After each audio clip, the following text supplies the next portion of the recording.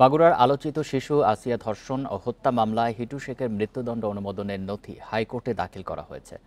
নথিটি সুপ্রিম কোর্টের রেজিস্ট্রার কার্যালয় থেকে হাইকোর্টের ডেথ রেফারেন্স শাখায় যাবে বলে জানিয়েছেন সুপ্রিম কোর্টের আপিল বিভাগের গণসংযোগ কর্মকর্তা মোহাম্মদ শফিকুল ইসলাম। এই ঈদে জামা জুতো অ্যাক্সেসরিজের ডিসকাউন্ট। এর আগে শনিবার শিশু আসিয়া ধর্ষণ ও হত্যা মামলার প্রধান আসামি হিটু শেখকে মৃত্যুদণ্ডের আদেশ দেওয়া হয়। এছাড়া মামলার বাকি ৩ আসামিকে খালাস দেয় আদালত। দ্রুত সময়ের মধ্যে মামলার বিচারিক কার্যক্রম শেষ হওয়ায় স্বজনদের মধ্যে কিছুটা স্বস্তি ফিরেছে। মার্চ মাসের শুরুতে মাগুরায় বোনের শ্বশুরবাড়ি বেড়াতে গিয়ে ধর্ষণ ও যৌন নিপীড়নের শিকার হয় শিশু আসিয়া।